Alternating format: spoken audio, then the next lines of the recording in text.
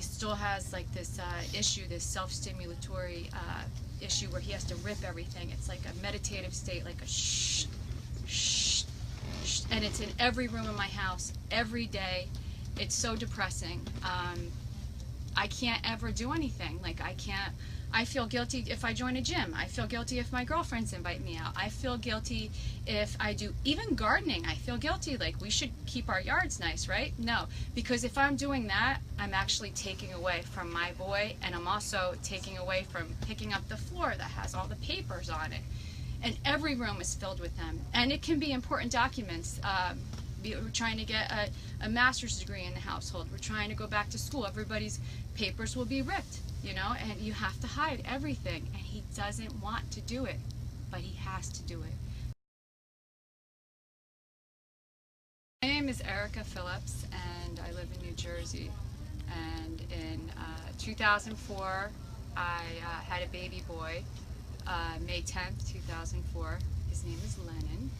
And everything seemed okay. Everything seemed fine. We went to the hospital, and of course they go right. I could have delivered him, but they go right to the forced C-section and the vitamin K shot and hepatitis. And I questioned all that. I did. I questioned, and they said, no, no, no, no, no, no.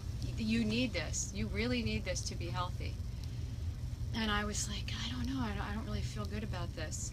And they whisked him away, and they brought him back, and I looked at him and I said, what's going on? Why is he shaking so much? And the next thing I know, not one doctor, not just my doctor, but multiple doctors are all standing around my bed, and they're saying, did you take Benadryl when you were pregnant? I said, what are you talking about? Well, there's a correlation between taking Benadryl and a baby who's doing this. And I said, oh, really? No, I haven't. Actually, that's funny. I haven't taken anything except organic food.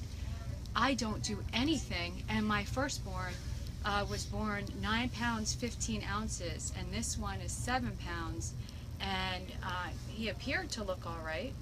And even if whether he was going to be born with or without issues or say a learning disability, the bottom line is after he had that hepatitis B shot, this is the baby I brought home, and he looked like a chicken, like a flopping, just a chicken. And I said, how can I make, is he cold? I don't understand what to do with him. He just looks miserable. He's just shaking and shaking and shaking. And we would go, people would come over with their newborn babies and their older babies, and they would take pictures next to my son Lennon, and he just looked terrible. He was screaming and crying and shaking, and the shaking didn't really subside for a long time. At 7 months, I kept telling my family, there's something wrong, there's something wrong. My sister said, oh, no, no, no, you need to give a baby a break. He's just a baby. And I should have just listened to my instincts and not anybody else. And I brought him to a neurologist, and he said, well, he has something that happened to him, something happened. His body, his system has been into shock, maybe encephalopathy, I don't know, he said, but there's definitely something. Meanwhile, I thought I was delaying the shots just by a couple months. I should be okay. The next thing I do is the DTaP. Whoa. I brought him home, this little delicate chicken. He was a delicate baby. He screamed for 3 days straight. I did not know what to do. I was crying with him. I turned up classical music. By the third day, I opened a bottle of wine, and I'm just like, I don't know what to do anymore. I've done everything. I love this little guy so much, but this is not normal. The next thing we had was, all of a sudden, he broke out in sweat, just sweat everywhere, blue, almost like he was, I went to go check on him in his bed. I swear, I had to call 911. He was just choking, like choking. And I was thinking, if this was in the middle of the night and I didn't wake up, I don't know if we would have caught this. But he was choking so bad, and it was on nothing. It's like, he couldn't suck a bottle. He couldn't suck his toes like babies do. He couldn't do any of the things. His thumbs were stuck like this. They never came out. He had to wear a brace. So at 7 months, we went to early intervention. And today, he's not classified as autistic. He's definitely special needs. I have to put a bathing suit on. He's 12 years old.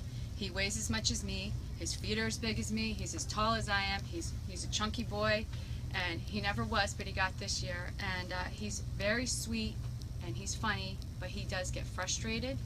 And it is very hard to deal with a special needs child, and you get angry when you look back at those doctors and that you think that maybe they did this, and why are they coming to you to ask you if you took Benadryl when you know that you could test me for anything. That is what really, really, I don't try to put it on the mother. You know, don't even. And so that really upset me. And Lennon's he's had more therapy than anybody I know. He had early intervention, and we tried to stretch his legs, and we tried to do all these things. I believe he has been damaged, and it was the hepatitis B and DTaP. The DTaP made him scream his head off, and no mother should go through that. Whatever was happening to his physical body after the DTaP put that little human being, his body, into shock. It was like, I felt like somebody was stabbing his whole body for 3 days. The 2 days were the worst. But I didn't know a human being could actually cry that long. And it's really sad. I just keep going, you know, you just keep going. But that's why I'm here today. And I just want to hear everybody's stories. And when this first came out, I thought, well, this is fine. They have vax, but this is all about, you know, what the CDC did wrong.